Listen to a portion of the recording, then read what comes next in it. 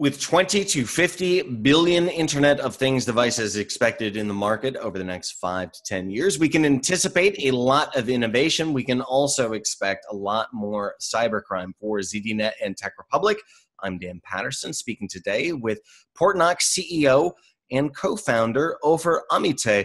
Ofer, thanks for your time today. I wonder if we can kind of walk through each one of these emerging trends and the security risks that oncoming business technology trends pose, starting with the Internet of Things, IoT. We know that IoT devices generate a ton of data, and along with data comes the GDPR, which goes into effect in 2018. How will data storage and management both keep companies secure, but also pose a cyber risk? So when we're talking about IoT security, I think we can expect much more government and industry authorities enforcing regulations on IoT manufacturers. And I think I'll explain the reason behind that and why it's going to happen. The main reason that we have a market failure. And the reason for that is that with the consumer part of it, we have so many consumers consume different type of devices, from IP cameras to smart temperature gauges, temperature sensors.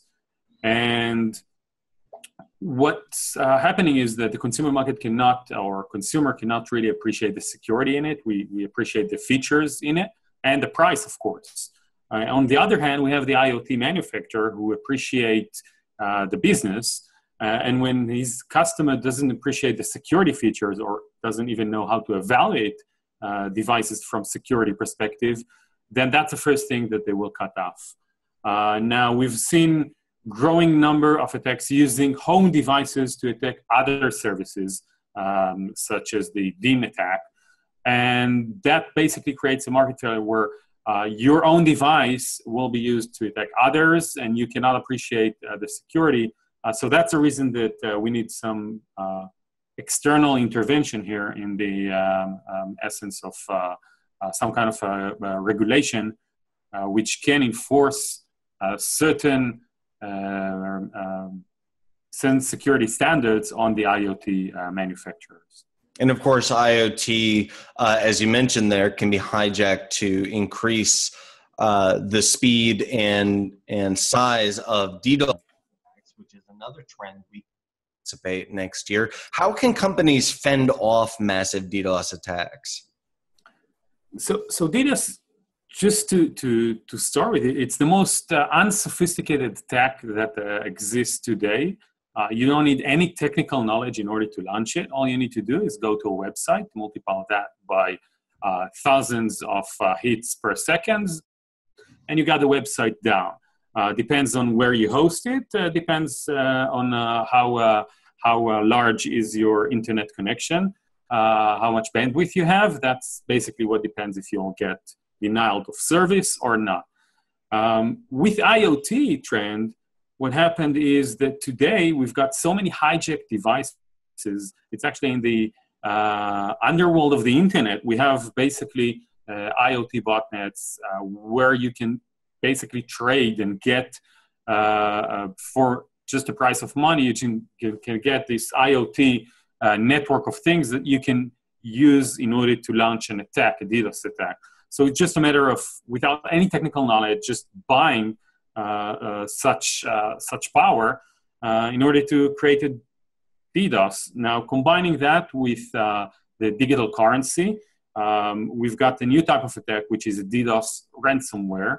And sadly, I think we're going to see more of those where certain organizations, for example, online retailers, will experience that just before a major sales event, such as Black Friday, they will be blackmailed in order to avoid a DDoS attack that they cannot really protect against.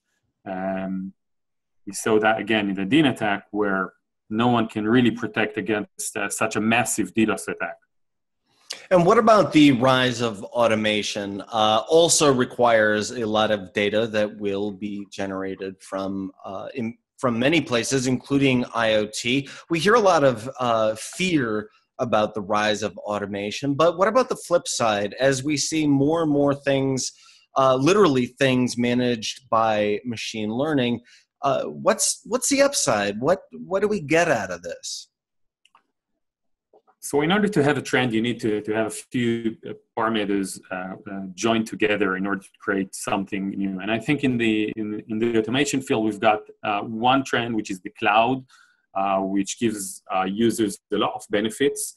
And another one is basically AI and machine learning, which means that using this cloud power that we store a lot of data in the cloud, we can apply on that data that we collect artificial intelligence and machine learning, and then cope and introduce new functionality. And I think that the first functionality that we'll see in our cybersecurity trend will be on top of that. So having more and more cloud security delivered from the cloud basically creates the opportunity to have AI on top of that and have automation within the cybersecurity, so identifying attacks automatically and reacting to those attacks automatically as well, blocking them, and that's actually a wonderful thing, especially since we are in a great distress where we're missing educated workforce that knows how to cope with alerts and investigate. So AI can help us cope with that great distress that we have. Ofer Amitai is the CEO of Portnox, a cybersecurity firm. Ofer, I wonder if you could leave us with a few insights about this final trend. The blockchain is finally emerging into its own as an independent business, separate from what it's usually tied to, which is Bitcoin. How does the blockchain represent a cybersecurity potentially benefit, but also risk for companies going forward? So blockchain is a concept that has a lot of technologies in it, and the blockchain itself not necessarily is vulnerable. What we do expect to see, especially since we've got so many technologies implementing that blockchain, the actual implementation of that technology is going to be problematic. And I bet we'll see in 2018 quite a few hacks which are hacking to the actual implementation of those technologies, like loss of money through the hack to a digital, some kind of a digital wallet that some consumers or people might have in their houses, and also using older techniques such as social engineering in order to get into your wallet. So just because we don't have any external body actually checking those for security threats, security vulnerabilities, so we are going to see those applications on top of the more popular ones being hacked.